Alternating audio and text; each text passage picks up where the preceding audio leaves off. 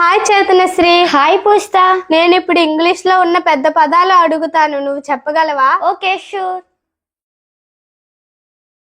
Volcanoes బద్దలయ్యేటప్పుడు వచ్చే dust ని పేల్చడం ద్వారా వచ్చే లంగ్ డిసీజ్ ని ఏమంటారు? న్యూమెనో అల్ట్రా మైక్రోస్కోపిక్ సిలికో వాల్కనోకోనియోసిస్. పొడవైన పదాల పట్ల భయాన్ని ఏమంటారు? హిప్పోపాటమోనిస్ట్రోసెసిక్విపీడేలియోఫోబియా. చాలా బాగుంది అని చెప్పడానికి సూపర్, ఎక్సలెంట్ అనే పదాల్ని వాడుతాము.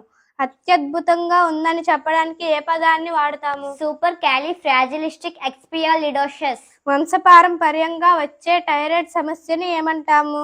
Pseudo hypoparathyroidism. ఏదైనా విషయాన్ని విలువలేనిదిగా భావించడాన్ని ఏమంటాము?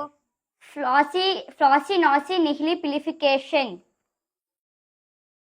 అస్తవ్యస్తంగా ఉన్న స్థితిని వ్యతిరేకించడానికి ఏమంటారు? Anti dish ఎస్టాబ్లిష్మెంటేరియనిజం.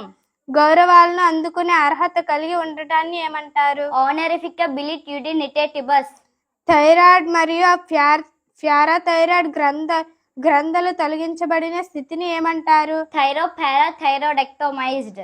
రిఫ్రిజిరేటర్ లో ఉపయోగించే ఒక రసాయన పదార్థాన్ని ఏమంటారు? డైక్లోరో డైఫ్లూరోమీథేన్.